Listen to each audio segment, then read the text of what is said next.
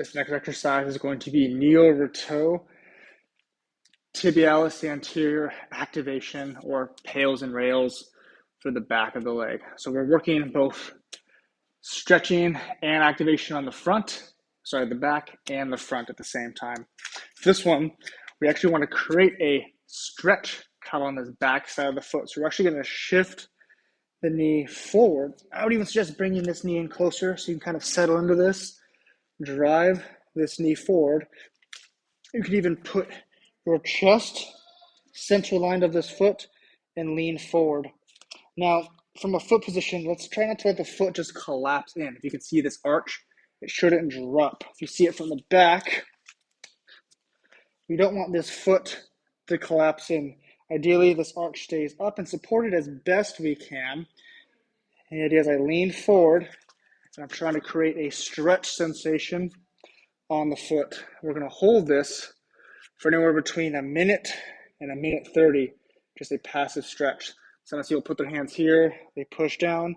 Any way you need to settle this weight to get this stretch is important. We hold this for a minute. After that minute, we're going to start ramping up tension.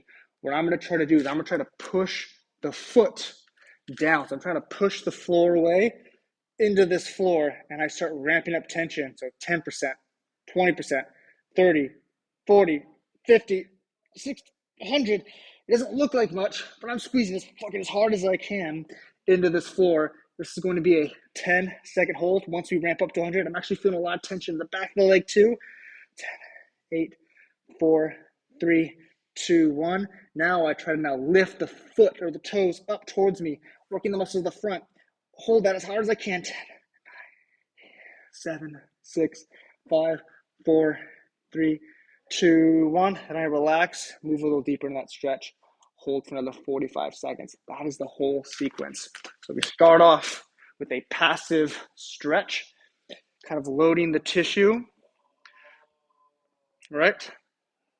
And then we ramp up tension. So we don't just go from 0 to 100. I go 10, 20, 40, 50. I slowly ramp up to 100%. And I'm going to press the top of the foot, into the floor, upwards to 10 to 20 seconds. You might feel things in the front of the hip. You might feel things in the back of the leg. That's okay.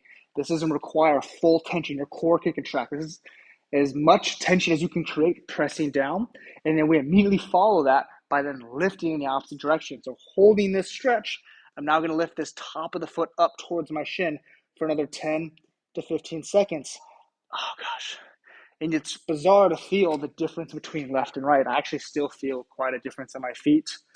And the idea is to help try to create balance as best we can. But this sort of stretching position while creating isometric load creates a lot of neural input to the foot into these ranges of motions that we generally don't get exposed to, but might see ourselves get injured or in trouble when we do activities such as sports, whatever it may be.